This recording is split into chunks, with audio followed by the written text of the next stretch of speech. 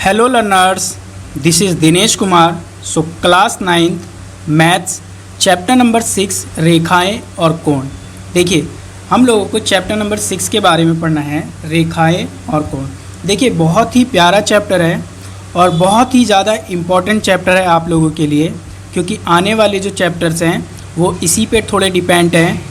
इसी टाइप के क्वेश्चन आप लोगों को वहाँ पर देखने के लिए मिलेंगे। सो इस चैप्टर को यहाँ पर समझना आप लोगों के लिए बहुत ज़्यादा इम्पॉर्टेंट है। सो देखिए इसको बहुत ही केयरफुली समझ के चलना, नहीं तो आप लोगों को इंट्रोडक्शन क्लास में अगर समझ में नहीं आएगा तो क्वेश्चन जब हम लोग इसके लगाएंगे तो वहाँ पर आप लोगों को दिक्कत होगी। तो देखिए जैसा कि चैप्टर का नाम है रेखाएँ और कोण, तो यहाँ से हम लोग इस चैप्टर की शुरुआत रेखा से करते हैं। तो देखिए रेखा, देखिए रेखा को हम लोग इंग्लिश में लाइन कहते हैं। देखिए आप लोगों ने ये लाइन के बारे में छोटी क्लासों में भी पढ़ रखा है। तो देखिए क्या होता है, अगर मैं ये एक लाइन खींचूं और देखिए इसका मैं अगर नाम दे दूं ए और बी, तो यहाँ से देखिए अब ये मैं ए और बी को ध्यान से देखूं तो ये बी वाले पॉइंट को हम लोग आगे बढ़ा सकते हैं, ए वाले पॉइंट को भी आगे बढ़ा सकते हैं। देखिए इस एरो का मतलब क्या है कि अभी इस वाले पॉइंट को हम और आगे बढ़ा सकते हैं। इस एरो का मतलब क्या है कि इस वाले पॉइंट को अभी हम और आगे बढ़ा सकते हैं। तो यहाँ से देखिए एक बात निकल कर के सामने आई कि जो हमारी रेखा होती है और जो उसकी लंबाई होती है वो फिक्स नहीं होती है। देखिए अब इस एरो का मतलब क्या है कि अभी ये आगे और बढ़ रहा है और कितना आगे बढ़ रहा है ये हम नहीं जानते, ठीक है। मतलब हम तो इसको बहुत ज़्यादा दूर तक भी आगे बढ़ा सकते हैं। तो हम लोग कह सकते हैं कि रेखा का वह भाग, अगर उसकी डेफिनेशन आप लोग समझो, रेखा का वह भाग जिसका कोई अंत बिंदु ना हो रेखा कहलाती है। तो देखिए यहाँ से इसकी डेफिनेशन देखिए, रेखा का वह भाग जिसका कोई अंत बिंदु ना हो और रेखा कहलाती है। देखिए डेफिनेशन से भी आप लोगों को पढ़ के ये समझ में आ रहा है, एक रेखा का वह भाग जिसका कोई भी अंत बिंदु ना हो। तो देखिए ये चलते जा रहा है तो इसका कोई अंत नहीं है, इधर से ये वाला पॉइंट भी चलते जा रहा है तो इसका कोई अंत नहीं है। तो रेखा का वह भाग जिसका कोई अंत ना हो रेखा कहलाती है। अब देखिए हम इस रेखा को अगर मैं एक उसको डिनोट करने का अगर सिंबल बताऊं तो हम लोग ए बी, देखिए ए बी और रेखा है तो ये दोनों तरफ एरो, ओके। तो ये रेखा को डिनोट करने का एक तरीका है। देखिए दूसरा हम लोगों को इसमें पढ़ना है रेखाखंड, या जिसको हम इंग्लिश में बोलते हैं लाइन सेगमेंट। देखिए लाइन सेगमेंट देखिए क्या होता है,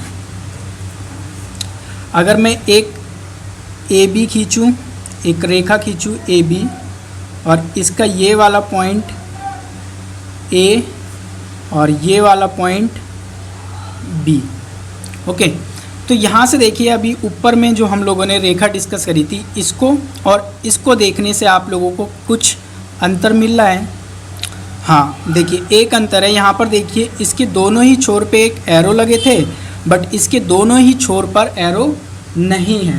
तो इसका मतलब क्या है कि इस ए वाले पॉइंट को अब इधर नहीं बढ़ाया जा सकता है, इस बी वाले पॉइंट को भी आगे नहीं बढ़ाया जा सकता है।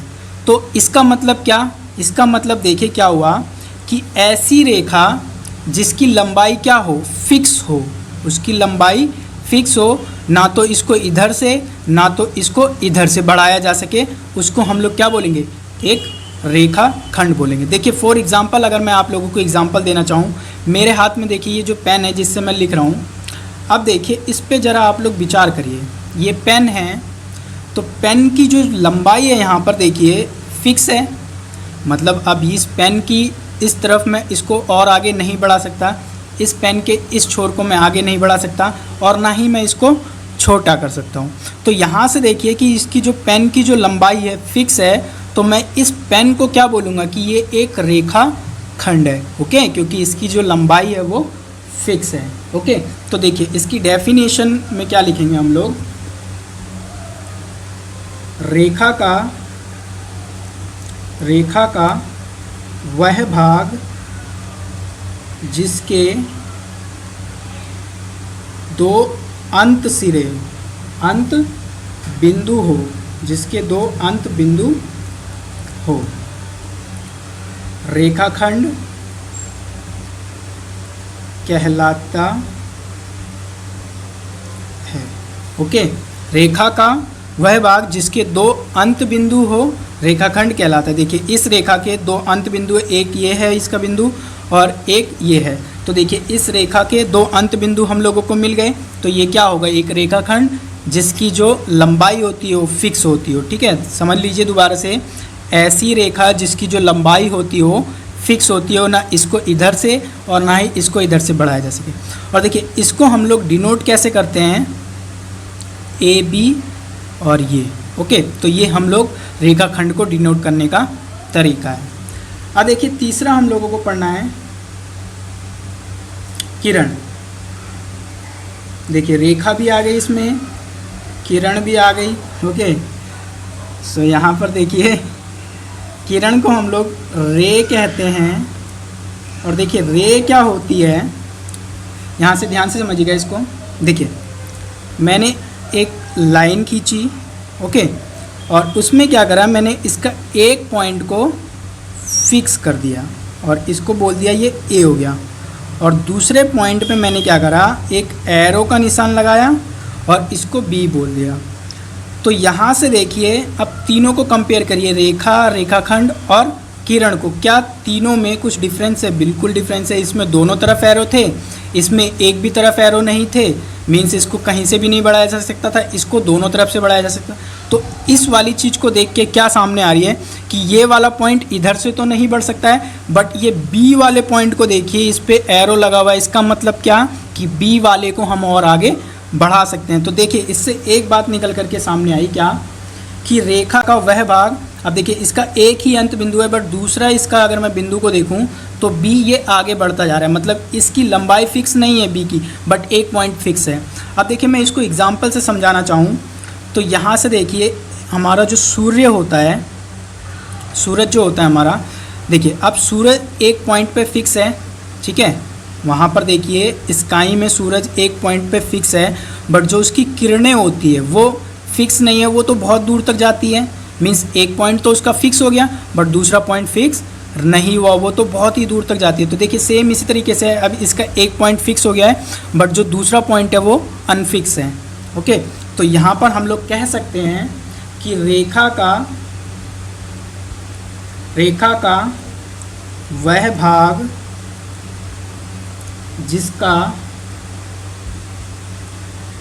जिसके केवल और केवल एक ही अंत बिंदु हो, एक ही अंत बिंदु हो, किरण कहलाता है। ओके, तो ये हमारी किरण हो गई। अब देखिए किरण को कैसे डिनोट करा जाता है, ए बी, देखिए ए बी की बात हो रही है तो ए बी, और यहाँ पर देखिए एक पॉइंट फिक्स है बट दूसरा आगे बढ़ सकता है, तो यहाँ से हम लोग इसको ऐसे दर्शाएंगे। ओके, तो देखिए इनको दर्शाने के ये तीन तरीके हैं।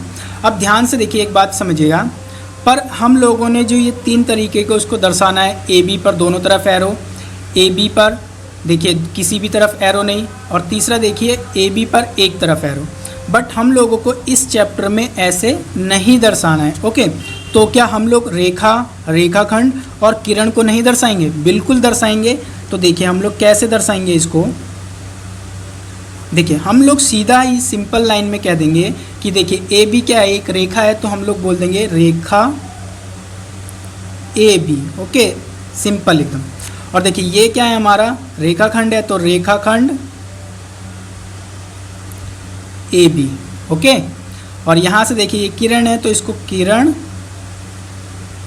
ए बी, ऐसे सिंपल दर्शाना है हम लोगों को। इस चैप्टर में इस तरीके से दिया जाएगा और हम इसी तरीके से इसको दर्शाएंगे। ठीक है, इनका यूज़ हम लोग नहीं करेंगे। ओके, सो यहाँ पर देखिए, अब देखिए संरेख बिंदु। अब देखिए संरेख बिंदु क्या होते हैं हमारे, अगर मैं इसका एग्जाम्पल देना चाहूँ तो देखिए क्या होता है, अगर एक ही रेखा पर 3 या 3 से अधिक बिंदु आ जाएं तो वैसे बिंदु को हम लोग संरेख बिंदु कहते हैं। देखिए फॉर एग्जांपल, अगर मैं एग्जांपल देना चाहूँ तो देखिए, एक मैंने ये रेखा खींची और यहाँ पर देखिए ये ए, ये बी, और यहाँ पर एक पॉइंट मैंने सी ले लिया। अब देखिए जो ये ए, बी और सी हैं, ये एक ही रेखा पर हैं, तो इसका मतलब क्या हुआ कि ये बिंदु जो है हमारे, वो क्या है, संरेख बिंदु। ठीक है, अब देखिए इसकी डेफिनेशन लिख लीजिए आप लोग। यदि 3 या 3 से अधिक, 3 या 3 से अधिक बिंदु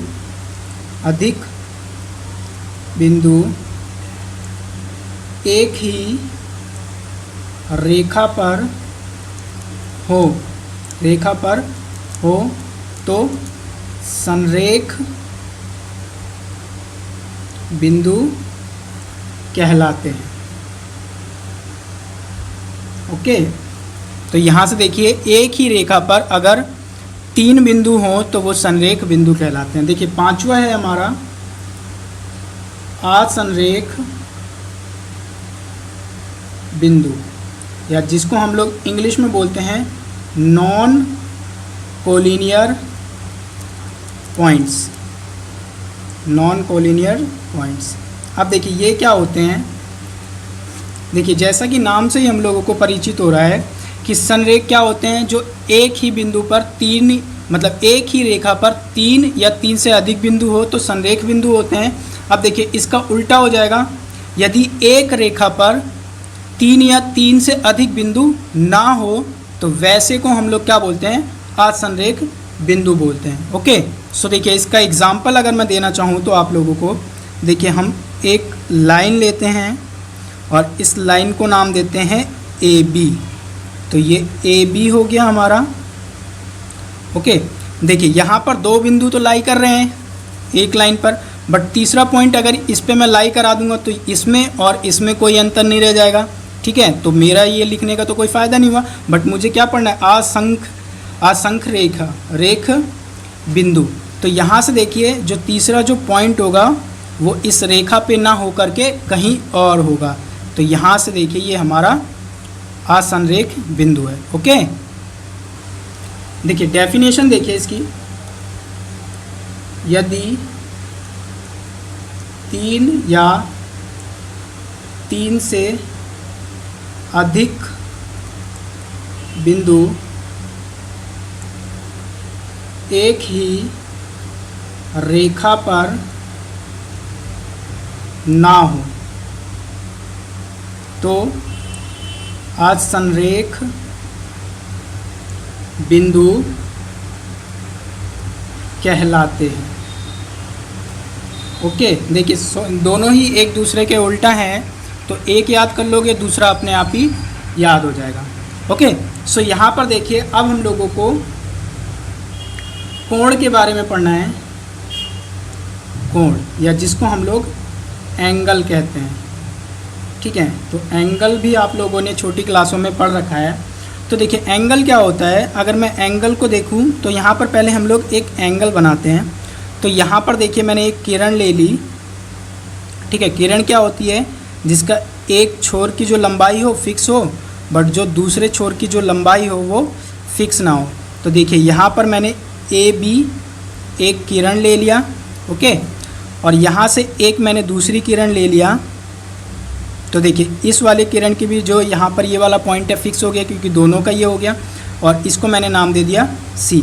तो यहाँ पर ध्यान से देखिए कि जो ये ए बी और ए सी के बीच में जो ये जो बन रहा है, इसी को हम लोग क्या कहते हैं, कोण कहते हैं। ओके, सो देखिए ये देखिए एक किरण ये है हमारी ए बी, दूसरी किरण ये, और इसके अंतर्गत जो कोण बन रहा है यही हमारा क्या होता है, कोण होता है।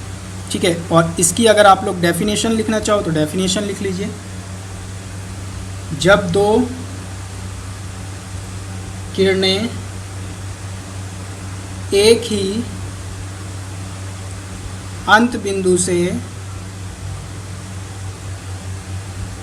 प्रारंभ होती हैं तो एक कोण बनता है।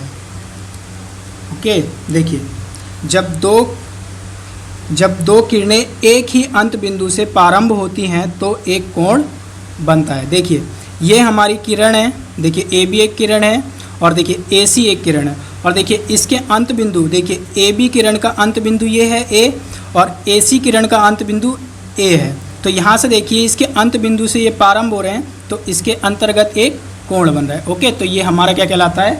कोण कहलाता है। देखिए भुजा क्या होती है हमारी, मैं सेम उदाहरण लूँगा जो पीछे अभी हम लोगों ने कोण में देखा था। तो हमारा उदाहरण क्या था, एक किरण क्या थी, ए बी एक किरण थी और ए सी एक किरण थी। और देखिए ए बी और ए सी के अंतर्गत क्या बनता था, हमारा कोण बनता था। ओके, तो देखिए यहाँ पर जो हमारी ए बी और ए सी हमारी जो किरण है, तो यहाँ पर कोण को, देखिए कोण को बनाने वाली दोनों किरणें, कोण को बनाने वाली दोनों किरणें कोण की भुजाएं कहलाती है। देखिए ए बी और ए सी की मदद से यहाँ पर क्या बन रहा है, कोण। तो ये वाली जो लाइन है, ये वाली ए बी और ए सी, तो यहाँ पर देखिए ए बी और ए सी हमारी क्या है, भुजा है। और इसी को हम लोग आर्म भी कहते हैं या साइड भी कहते हैं। ठीक है, तो आर्म कह लो, साइड कह लो, बात एक ही है। तो ये हमारी क्या हो गई, भुजा, और ये भी हमारी क्या हो गई, भुजा। ओके, तो ये हमारी भुजा थी। अब देखिए इसकी डेफिनेशन देख लीजिए। कोण को बनाने वाली दोनों किरणें कोण की भुजाएं कहलाती हैं, भुजाएं कहलाती है। ओके, तो देखिए यहाँ पर भुजा हो गई। अब एक चीज़ और यहाँ पर हमें समझना है इसमें, शीर्ष।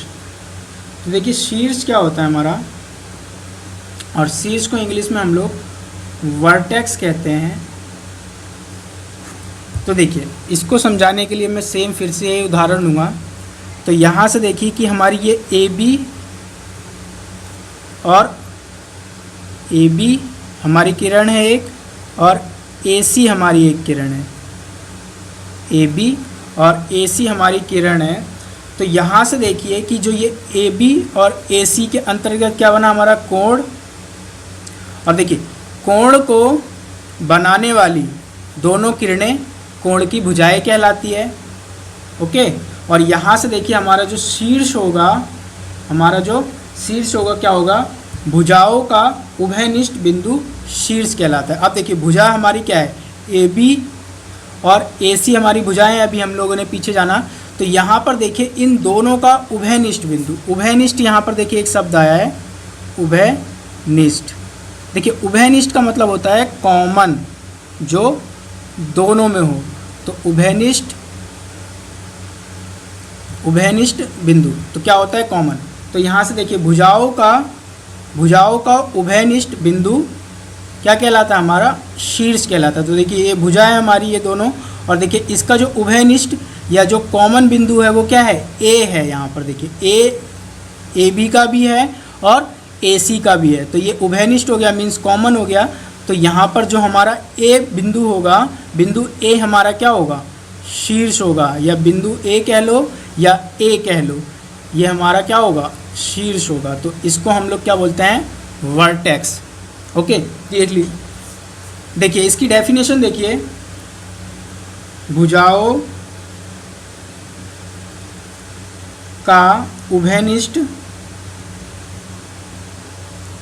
उभयनिष्ठ या जिसको हम लोग कॉमन भी बोलते हैं, उभयनिष्ठ या कॉमन बिंदु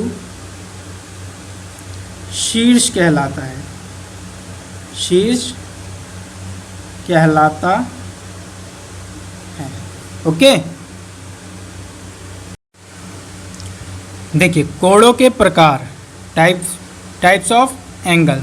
तो यहाँ पर देखिए हमारे पास 5 प्रकार के कोण बनते हैं।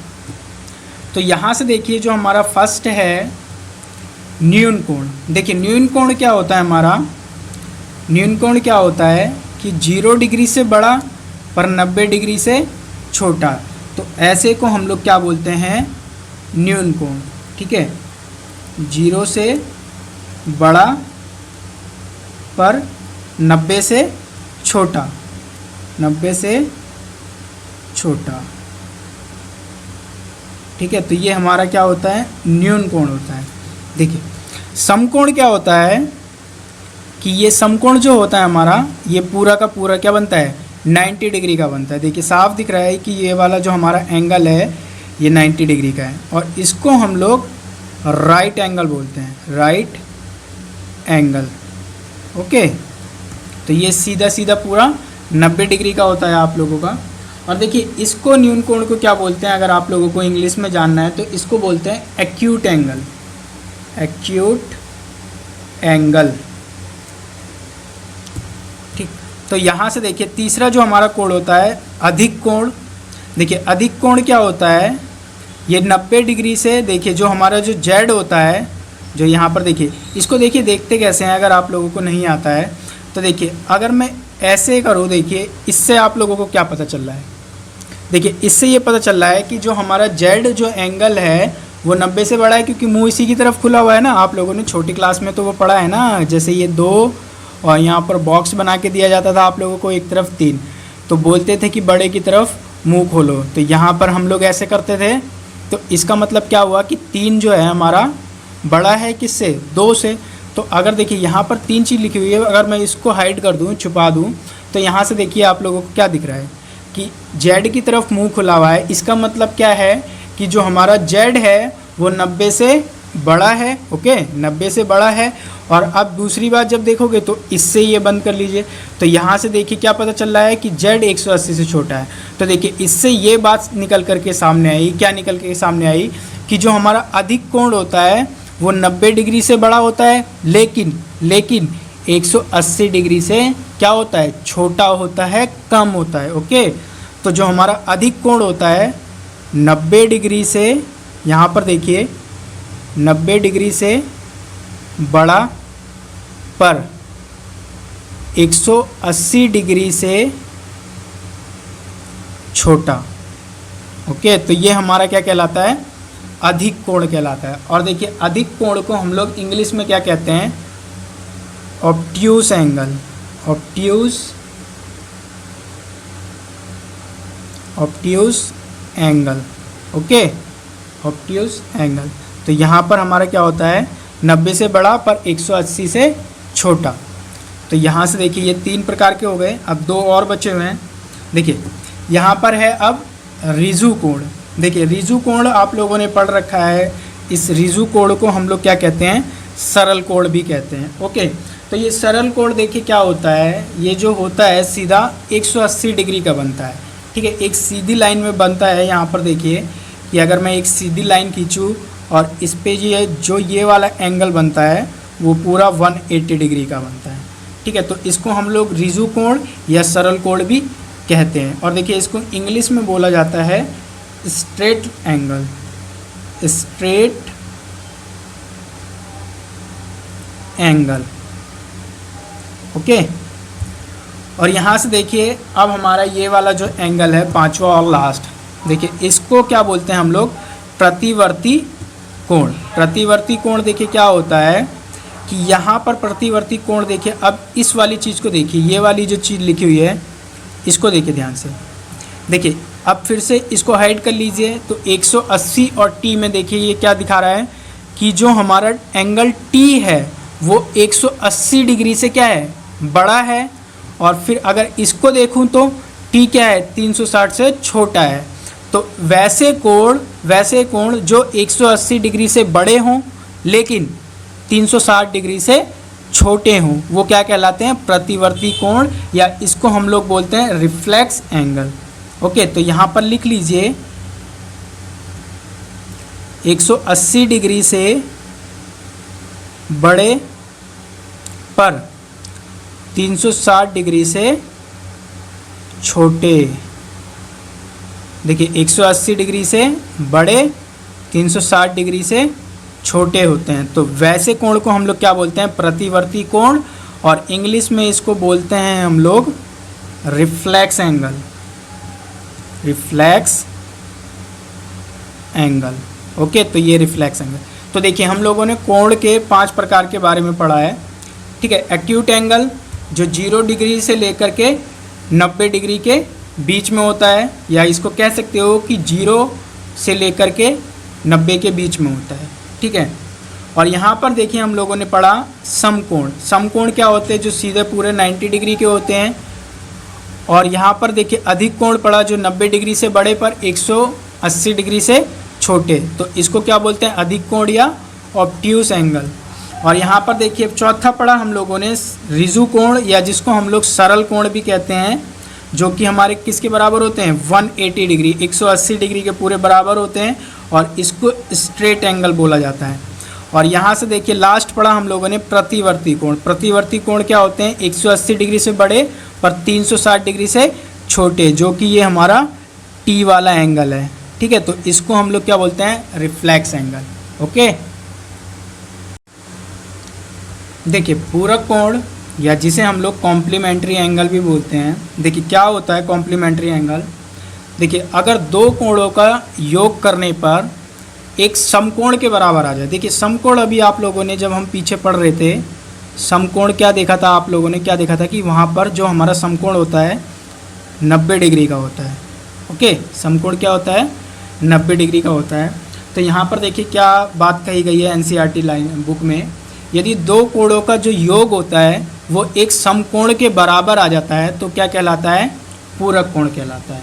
ओके, तो देखिए फॉर एग्जांपल अगर मैं लेना चाहूँ तो यहाँ से देखिए मैं एग्जांपल देके आप लोगों को समझा रहा हूँ। यहाँ पर मैंने ये ले लिया ए, बी और ये सी, और यहाँ से ये मैंने ले लिया एक पॉइंट डी। तो यहाँ पर देखिए कि ये एक एंगल तो ये बन रहा है और एक एंगल ये बन रहा है। ओके, तो यहाँ से देखिए ये दोनों एंगल बन रहे हैं, और देखिए इन दोनों एंगल का अगर सम जो है, अगर ये कितना आ जाता है, 90 डिग्री आ जाता है, तो ये हमारा क्या कहलाएगा, पूरक कोण, कॉम्प्लीमेंट्री एंगल। ठीक है, देखिए कैसे, अगर मैं एग्जांपल लेना चाहूँ तो मैंने इसको बोल दिया ये 30 डिग्री का है और ये 60 डिग्री का है। तो यहाँ से देखिए जो हमारा ये कोणों का जो हमें युग्म मिला है, एक तो 30 डिग्री मिला है और दूसरा 60 डिग्री मिला हुआ है। तो यहाँ से देखिए जब मैं इनका योग करूँगा 30 + 60 बराबर हो जाएगा 90 डिग्री। तो मैं कह सकता हूँ कि जो 30 का जो पूरक कोण है वो क्या है, 60 है, और 60 का जो पूरक कोण है वो क्या है, 30 है। ओके, तो आप लोगों को ये समझ में आ गया होगा कि हमारा पूरक कोण क्या होता है। देखिए और भी हम लोग इसके एग्जांपल ले सकते हैं। अगर मान लिया जाए एक 10 डिग्री का है तो दूसरा क्या होगा, 70 डिग्री का होगा, सॉरी 80 डिग्री का होगा। ठीक है, एक 10 का है तो दूसरा 80 का होगा। तो देखिए 10 का पूरक कोण क्या है, 80, और 80 का पूरक कोण क्या है, 10। एक अगर 50 डिग्री का है तो दूसरा 40 डिग्री का होगा। ओके, जब ही 90 आएगा। अगर एक 80 डिग्री का है तो दूसरा 10 डिग्री का होगा। इसी तरीके से ये हम बहुत सारे एग्जांपल ले सकते हैं। तो ये आप लोगों को समझ में आ गया होगा। ठीक है, तो इसकी डेफिनेशन देखिए, यदि दो कोणों का योग एक समकोण के बराबर हो तो ऐसे कोण पूरक कोण कहलाते हैं।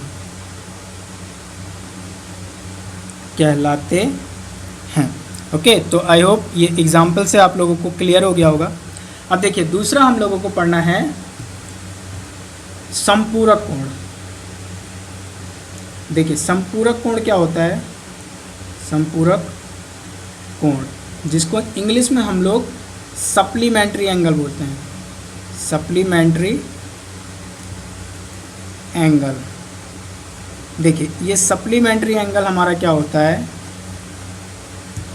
यदि दो कोणों का जो योग हो वो कितना आ जाए, 180 डिग्री आ जाए, तो वैसे कोण को हम लोग क्या बोलते हैं? संपूरक कोण बोलते हैं। देखिए एग्जाम्पल लेना चाहूँ तो ये मैंने यहाँ पर एक एग्जाम्पल लिया, ठीक है, और इसको चलो नाम दे देते हैं। ये ए पॉइंट हो गया, ये बी पॉइंट हो गया, और एक किरण ले ली हमने, और ये हमारा सी पॉइंट हो गया, और ये हमारा डी पॉइंट हो गया। अब देखिए यहाँ पर दो कोण बन रहे, एक ये वाला कोण दिख रहा होगा आप लोगों को, और एक ये वाला कोण दिख रहा है। तो देखिए ये 90 का, ये 90 का, तो देखिए 90 प्लस 90, 90 प्लस 90 कितना हो गया? 180 डिग्री। ठीक है, तो हम लोग कह सकते हैं कि जो 90 डिग्री का जो संपूरक कोण है वो 90 डिग्री है। ओके, तो यहाँ से हम बहुत सारे उदाहरण ले सकते हैं। अगर मैं एक एंगल 100 डिग्री का ले लूँ तो इसका संपूरक कोण क्या होगा? 80 डिग्री होगा, और 80 डिग्री का संपूरक कोण क्या होगा? 100 डिग्री होगा। ओके, अगर मैं एक 70 डिग्री का ले लूँ तो दूसरा क्या हो जाएगा? 110 डिग्री का हो जाएगा। ठीक है, तो 70 डिग्री का संपूरक कोण क्या है? 110, और 110 डिग्री का संपूरक कोण क्या है? 70 डिग्री। तो आप लोगों को समझ में आ गया होगा। ऐसे कोण जिनका योग, ध्यान से सुन लीजिए, ऐसे कोण जिनका योग 180 डिग्री होता है वो क्या कहलाते हैं? संपूरक कोण या सप्लीमेंट्री एंगल। लिख लीजिए डेफिनेशन। यदि दो कोणों का योग 180 डिग्री हो तो ऐसे कोण संपूरक कोण कहलाते हैं। ओके, सो ये था हमारा संपूरक कोण। देखिए आसन्न कोण, या जिसे हम लोग एडजेसेंट एंगल भी कहते हैं। देखिए ये बड़ा ही पेचीदा है और बच्चे लोगों को ये समझ में नहीं आता, तो देखिए यहाँ पर बड़े ध्यान से समझने की कोशिश करिएगा।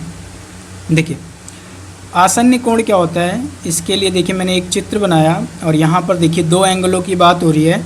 एक तो इस वाले एंगल की बात हो रही है, दूसरी इस वाले एंगल की बात हो रही है। तो देखिए आसन्न कोण क्या होते हैं, ध्यान से सुनिएगा। आसन्न कोण होने के लिए 3 बातों का होना बहुत ज़रूरी है। ठीक है, पहला क्या कि एक जो हमारा शीर्ष हो वो क्या हो? उभयनिष्ठ हो। देखिए शीर्ष आप लोगों ने पीछे पढ़ रखा है, तो शीर्ष क्या होता है आप लोगों को यहाँ पर बताने की ज़रूरत नहीं है। और दूसरा क्या हो? एक भुजा कॉमन हो। ठीक है, भुजा कॉमन हो या उभयनिष्ठ हो। देखिए अभी मैं समझाऊंगा। और तीसरा जो हमारा पॉइंट होता है वो सबसे इम्पॉर्टेंट पॉइंट है, यहीं पर बच्चे लोग कंफ्यूज होते हैं।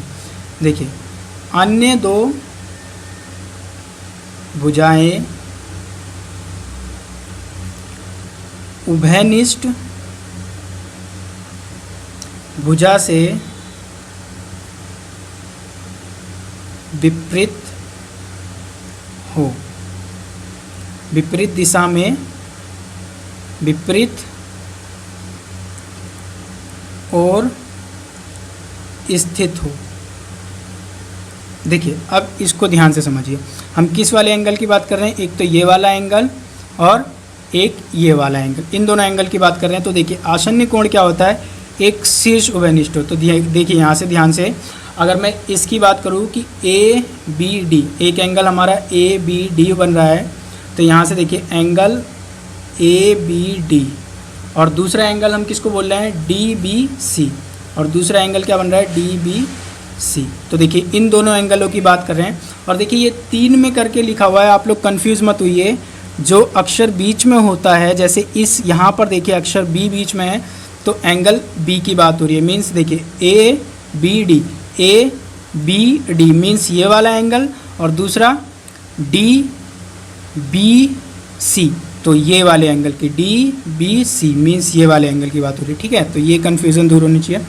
तो देखिए यहाँ पर देखिए एक शीर्ष उभयनिष्ठ हो मीन्स कॉमन हो, तो यहाँ से देखिए अगर मैं ए बी डी का उभयनिष्ठ शीर्ष क्या है, बी है, और यहाँ पर देखिए कि डी बी सी का जो शीर्ष है वो क्या है, बी है। मतलब यहाँ से मुझे देखिए कॉमन जो शीर्ष है, कॉमन जो उभयनिष्ठ जो शीर्ष है हमारा वो क्या है, बी। दोनों ही एंगलों में बी आ रहा है। ओके, और क्या होनी चाहिए दूसरी कंडीशन, एक भुजा उभयनिष्ठ हो। तो देखिए ये वाली जो भुजा है बी डी, ये दोनों में कॉमन है। देखिए ए बी डी में भी आ रही है और डी बी सी में भी आ रही है। ठीक है, जो बी डी है हमारी, बी डी जो भुजा है उभयनिष्ठ है। क्या है ये, उभयनिष्ठ। देखिए दोनों में है। ओके, और देखिए ये तीसरी और लास्ट लाइन बड़ी ही इंपॉर्टेंट है, अन्य दो भुजाएं उभयनिष्ठ भुजा से विपरीत और स्थित हो। देखिए अन्य दो भुजाओं की बात कौन सी हो रही है यहाँ पर, देखिए जो कॉमन नहीं है, उभयनिष्ठ नहीं है। तो ये वाली भुजा और ये वाली भुजा हमारी क्या है, उभयनिष्ठ नहीं है। और ये देखिए जो उभयनिष्ठ भुजा के विपरीत ओर स्थित है, मीन्स ये वाली भुजा के इस तरफ है और ये वाली भुजा के इस तरफ है। ओके, तो ये आप लोगों को समझ में आ गया। एक शीर्ष उभयनिष्ठ हो जो कि हमारा शीर्ष बी उभयनिष्ठ है। ओके, कॉमन, और दूसरा क्या कॉमन हो, भुजा कॉमन हो। तो भुजा कौन सी कॉमन है, बी डी भुजा कॉमन है। और तीसरी और लास्ट और सबसे इम्पॉर्टेंट लाइन कि देखिए अन्य दो भुजाएं मीन्स जो उभयनिष्ठ ना हो, ये वाली और ये वाली उभयनिष्ठ भुजा से विपरीत और स्थित हो। मतलब उभयनिष्ठ भुजा हमारी बी डी ये है, तो इसके इस तरफ और इस तरफ स्थित हो। ओके, तो आई होप ये चीज़ आप लोगों को समझ में आ गई है। ठीक है, एक बारी दोबारा सुन लीजिए। एक उभयनिष्ठ शीर्ष होना चाहिए, उभयनिष्ठ शीर्ष बी है, उभयनिष्ठ भुजा होनी चाहिए। तो उभयनिष्ठ भुजा हमारी क्या है, बी डी है।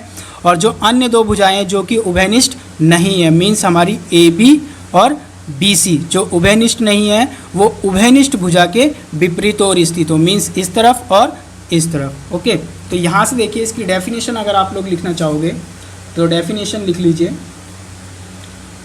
एक उभयनिष्ठ शीर्ष हो,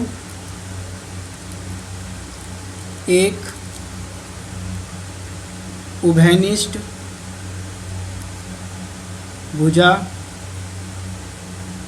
और उनकी वे भुजाएं जो उभयनिष्ठ नहीं है, उभयनिष्ठ नहीं है,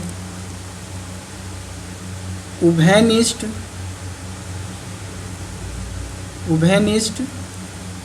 भुजा के विपरीत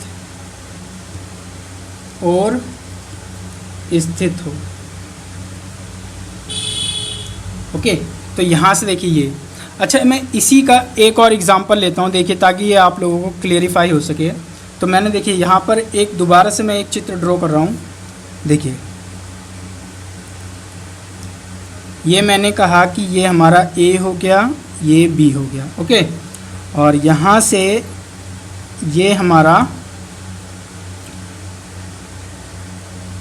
डी हो गया और एक ये हमारा सी पॉइंट हो गया। ओके, तो यहाँ पर देखिए एक तो मैं इस वाले एंगल की बात कर रहा हूँ, मतलब कि इसको मैंने चलो कह दिया एक्स है ये। ओके, और मैं एक इस वाले एंगल की बात कर रहा हूँ, ये पूरे बड़े वाले की। ओके, तो इसको मैंने कह दिया वाई। अब देखिए यहाँ पर बड़े ध्यान से समझिएगा इस चीज़ को। देखिए यहाँ पर दो एंगलों की बात हो रही है, एक तो किसकी, डी ए बी की। देखिए यहाँ पर किस किस एंगल की बात हो रही है, एंगल डी ए बी की। देखिए जो बीच में एंगल लिखा हो, जो अक्षर बीच में लिखा होता है उस वाले एंगल की बात हो रही थी। तो डी ए बी की बात हो रही है एक तो, और दूसरा एंगल क्या है हमारा, सी ए बी। तो एंगल सी ए बी, तो इन दोनों को देखना है। ठीक है, इस बारी तो यहाँ से देखिए, अगर मैं यहाँ पर देखूँ क्या कंडीशन होती है कि पहला पॉइंट उभयनिष्ठ शीर्ष। तो पहले क्या देखिए कि ये जो दो कोण बन रहे हैं y और x, इसमें उभयनिष्ठ शीर्ष है या नहीं। तो DAB, तो DAB में तो ये पॉइंट उभयनिष्ठ दिख रहा है मुझे। और देखिए ये वाला देखूँ तो CAB, तो उभयनिष्ठ शीर्ष तो मुझे मिल गया। क्या है हमारा शीर्ष, क्या है A, ठीक है, जो कि क्या है उभयनिष्ठ है। चलिए यहाँ पर एक कंडीशन तो फुलफिल हो गई। अब देखिए दूसरी कंडीशन क्या है कि एक भुजा उभयनिष्ठ हो। तो देखिए इन जो कोणों की बात हो रही है उनमें क्या कोई भुजा उभयनिष्ठ है। तो DAB और CAB, तो ये वाली भुजा देखिए हमें क्या मिल गई, उभयनिष्ठ, जो दोनों ही कोण में उभयनिष्ठ हो। तो यहाँ से देखिए AB भुजा उभयनिष्ठ है। ओके, AB भुजा उभयनिष्ठ है। और जो तीसरी कंडीशन है उसको भी फुलफिल होना चाहिए। तो तीसरी क्या है कि जो अन्य दो भुजाएं हैं जो कि उभयनिष्ठ नहीं है और वो उभयनिष्ठ भुजा के विपरीत ओर स्थित हों।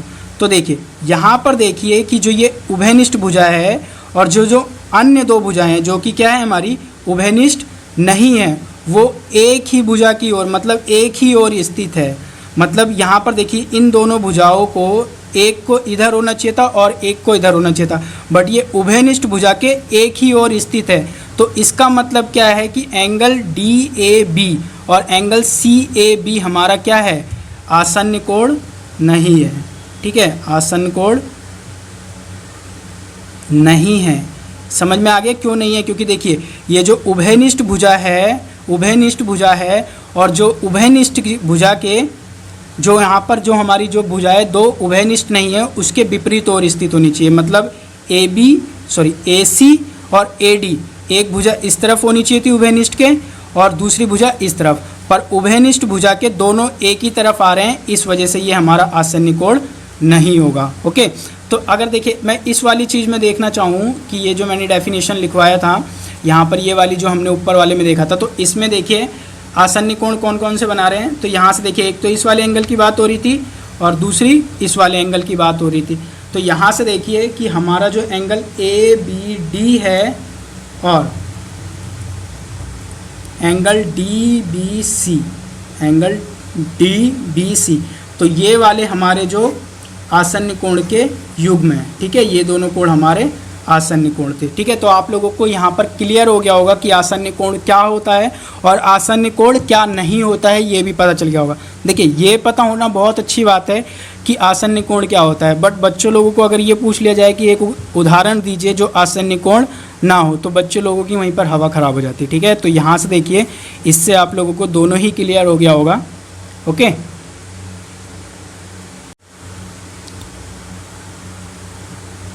कोणों का रैखिक युग्म, लीनियर पेयर ऑफ एंगल।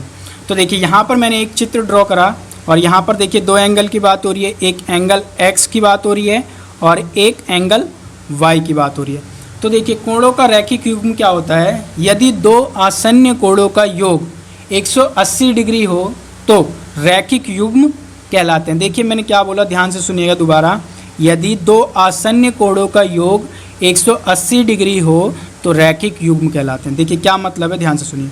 देखिए अब मैंने यहाँ पर आसन्न कोण आया है, तो आसन्न कोण अभी हम लोगों ने पीछे ही पढ़ा था एडजेसेंट एंगल, उसमें क्या था, क्या क्या कंडीशन थी कि एक शीर्ष होना चाहिए, ओके उभयनिष्ठ, दूसरी भुजा होनी चाहिए और तीसरी जो अन्य दो भुजाएं हैं मतलब जो कॉमन नहीं है वो उसके विपरीत ओर स्थित होनी चाहिए। ठीक है, तो यहाँ पर देखिए कि हमें कॉमन शीर्ष दिख गया C है, कॉमन भुजा दिख गई CD, और यहाँ से देखिए जो अन्य दो भुजाएं हैं मतलब AC और CB, ये इसके विपरीत ओर स्थित है, दोनों ओर स्थित है मतलब विपरीत ओर स्थित है।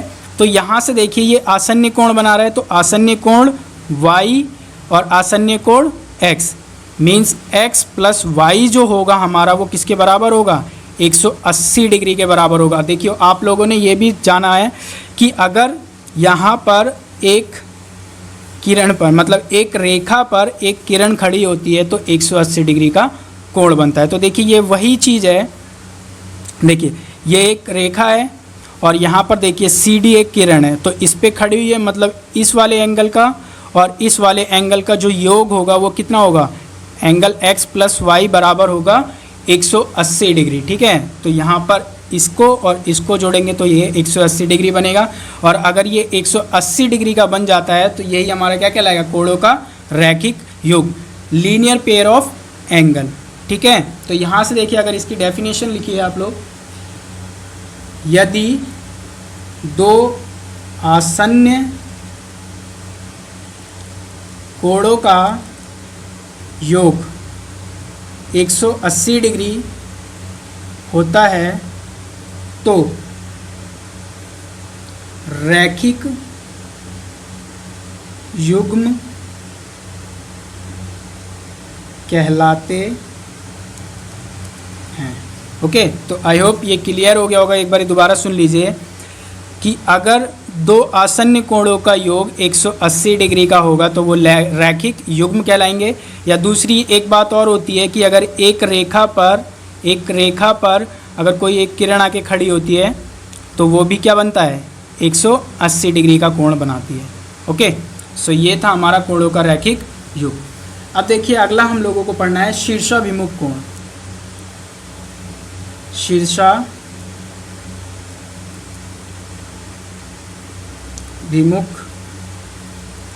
कोण, या जिसको हम लोग इंग्लिश में बोलते हैं वर्टिकली ऑपोजिट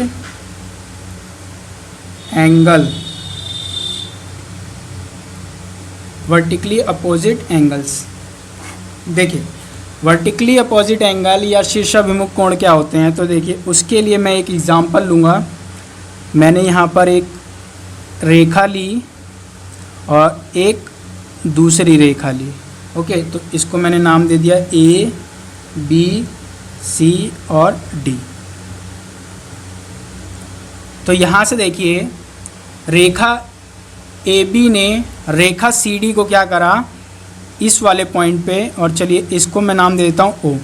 तो रेखा AB ने रेखा CD को प्रतिच्छेद करा, मतलब काटती है ये किस पॉइंट पर, 0 पर, मतलब O पर काटती है। और देखिए ये O पर काटती है तो यहाँ पर देखिए 4 कोण बन रहे। देखिए एक तो ये वाला, और एक ये वाला, और एक ये वाला, और एक ये वाला। तो अगर देखिए कभी भी अगर इस प्रकार की सिचुएशन आती है जहाँ दो रेखाएं एक दूसरे को काटती हैं तो आमने सामने के कोण क्या होंगे, ये आमने सामने के जो कोण होंगे वो क्या होंगे, शीर्षाभिमुख कोण होंगे। ठीक है, तो आई होप आप लोगों को समझ में आ गया होगा। अगर एक रेखा दूसरी रेखा को काटती है तो जो आमने सामने जो कोण बनेंगे वो क्या होंगे, शीर्षाभिमुख कोण कहलाएंगे। तो यहाँ से देखिए इसके सामने कोण कौन कौन से बन रहे हैं, पहले इसकी डेफिनेशन लिख लीजिए। तो देखिए डेफिनेशन क्या है कि जहाँ दो रेखाएं एक दूसरे को काटती है तो आमने सामने के कोण शीर्षाभिमुख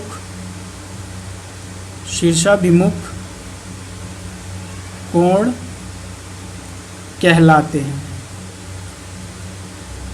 ठीक है, यदि एक रेखा दूसरी रेखा को काटती है तो आमने सामने जो कोण बनता है वो क्या होते हैं, शीर्षाभिमुख कोण होते हैं। और देखिए इस चित्र में अगर मैं देख के बताना चाहूँ कि हमारे जो शीर्षाभिमुख कोण होते हैं वो कौन कौन से होते हैं, तो देखिए इस वाले कोण के सामने कौन सा कोण बन रहा है, ये वाला। और देखिए इस वाले कोण को मैं क्या लिख सकता हूँ, AOD लिख सकता हूँ। देखिए मैंने बताया था कि हम लोग कोण को 3 अल्फ़ाबेट में भी लिखते हैं। तो देखिए एंगल AOD मीन्स ये वाला एंगल AOD, देख लीजिए ध्यान से देख लीजिए कोण को कैसे देखा जाता है। AOD मीन्स ये वाला एंगल, और देखिए ये किसके बराबर होगा, देखिए कोण शीर्षाभिमुख जो कोण होते हैं वो बराबर भी होते हैं। ठीक है, तो एंगल AOD बराबर होगा किसके, इस वाले एंगल के। और देखिए इस वाले एंगल को मैं क्या बोलूँगा, COB। तो एंगल COB के बराबर होगा। देखिए एक युग्म तो मुझे दिख गया शीर्षाभिमुख का, और देखिए इसके सामने ये वाला कोण भी है, तो ये वाला और ये वाला भी बराबर होगा और शीर्षाभिमुख कोण होगा, तो एंगल AOC, एंगल AOC बराबर होगा एंगल इस वाले के, और इसको क्या बोलूँगा DOB, तो एंगल DOB के।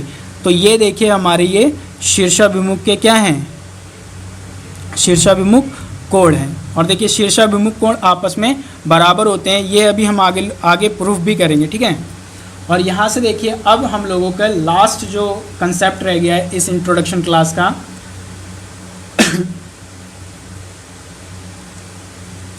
देखिए प्रतिच्छेदी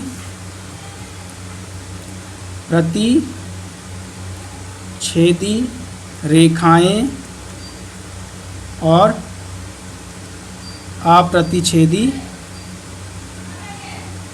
रेखाएं। देखिए ये क्या होता है, प्रतिच्छेदी रेखाएं और अप्रतिच्छेदी रेखाएं। देखिए प्रतिच्छेदी का मतलब होता है, यहाँ पर देखिए प्रतिच्छेद भी बोलते हैं या प्रतिच्छेदी बोल लीजिए। तो देखिए प्रतिच्छेद का मतलब होता है काटना, ठीक है, काटना या काटते हुए। ओके, तो यहाँ पर देखिए अगर एक रेखा दूसरी रेखा को काटती है तो वो क्या कहलाएगी, प्रतिच्छेदी रेखा। देखिए मैंने ये एग्जाम्पल लिया कि ये वाली जो रेखा है इसको नाम दे दिया चलो AB, और दूसरी जो रेखा है ये है CD। तो यहाँ पर देखिए कि एक रेखा ने दूसरी रेखा को क्या करा, काटा। मतलब रेखा AB ने रेखा CD को बिंदु O पर क्या कर दिया, काटा। काटे को ही क्या बोला हमने, प्रतिच्छेद। तो यहाँ पर देखिए ये हमारी क्या कहलाएंगी, प्रतिच्छेदी रेखाएं कहलाएंगी, ठीक है। क्या कहलाएंगी, प्रतिच्छेदी रेखाएं, प्रतिच्छेदी रेखाएं। और देखिए अब दूसरा है हमारा अप्रतिच्छेदी रेखाएं। देखिए अप्रतिच्छेदी रेखाएं क्या होती है, ध्यान से समझिएगा। एक ऐसी रेखा का युग्म जो आपस में प्रतिच्छेद ना करे, ठीक है। अगर मैं इसका एग्जाम्पल देना चाहूँ तो यहाँ पर मैंने बोला कि ये हमारी एक रेखा है जिसको मैंने नाम दे दिया PQ, और एक दूसरी रेखा है जो हमारा, इसको मैंने नाम दे दिया BC। अब देखिए ये जो PQ और BC जो रेखाएं हैं एक दूसरे को प्रतिच्छेद नहीं कर रही है।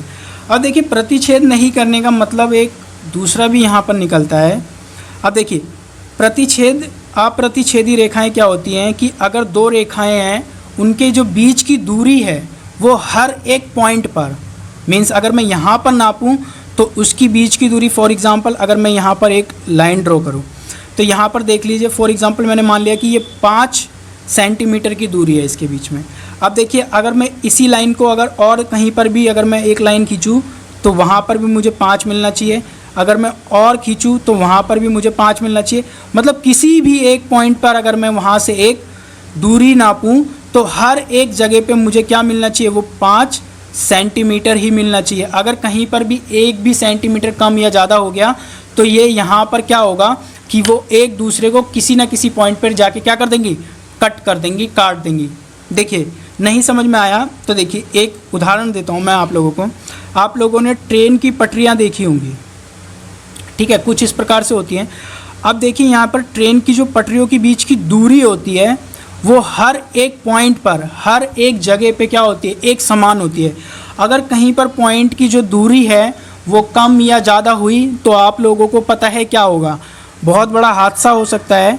तो कहने का मतलब क्या है कि जो हमारी ट्रेन की जो पटरी होती है उनकी जो बीच की दूरी जो होती है वो आपस में हर एक पॉइंट पर, किसी भी एक पॉइंट पर अगर हम लोग नापते हैं तो क्या होती है, बराबर होती है, ठीक है। अगर वो कम ज़्यादा होगी तो यहाँ पर जो हमारी ट्रेन है वो पटरी पे ना हो करके ज़मीन पे चलने लगेगी, ठीक है। और ज़मीन पे चलेगी तो एक्सीडेंट भी होगा। तो आप लोगों को आई होप ये समझ में आ गया है कि मैं क्या समझाना चाह रहा हूँ कि जो हमारी अप्रतिच्छेदी रेखाएं होती है वो रेखाएं क्या होती है, समांतर भी होती हैं, ठीक है। वो क्या होती हैं, समांतर भी होती है। और समांतर आप लोगों को पता है कि उनके आपस की, मतलब उन दो रेखाओं की बीच की दूरी हर एक पॉइंट पे बराबर होती है। ठीक है, तो ऐसी रेखाओं को हम लोग अप्रतिच्छेदी रेखाएं कहते हैं।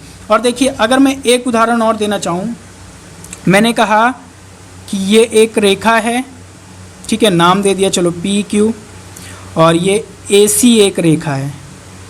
ठीक है, और यहाँ पर देखिए कि ये थोड़ी ऐसे बना लीजिए, तिरछी बना लीजिए, ये रेखा है। तो देखिए अब यहाँ से देखिए ये रेखा है, तो देखिए क्या हो रहा है, और देखिए ये भी एक रेखा है। तो देखिए क्या हो रहा है, रेखा हम लोग जानते हैं कि वो बढ़ती जाती है, बढ़ती जाती है। तो देखिए ये ऐसे जाएगी, और देखिए ये वाली जो रेखा है ये भी बढ़ेगी ऐसे। तो देखिए ये इस पॉइंट पे आके क्या कर दे रही है, इसको काट दे रही है, इसको काट दे रही है। तो यहाँ पर देखिए ऐसा कब होगा, ऐसा कब होगा, ऐसा जब होगा जब इनके बीच की जो दूरी है वो एक समान नहीं होगी हर एक पॉइंट पे। ठीक है, अगर आप लोग थोड़ी सी भी टेढ़ी लाइन ले लेते हो, अगर आप लोग ऐसी लाइन लेते हो, तो ये रेखा है तो आगे बढ़ेगी, ये भी आगे बढ़ेगी, और किसी एक पॉइंट पर ये कट कर देगी। ठीक है, तो ऐसी रेखा होगी तो अप्रतिच्छेदी रेखा नहीं कहलाई। ठीक है, तो अप्रतिच्छेदी हमारी रेखा ये है, प्रतिच्छेदी रेखाएं। ओके, आई होप ये इंट्रोडक्शन समझ में आया हो। सो कमेंट में हैशटैग फ्रॉम LLC लिखना ना भूलें। ओके।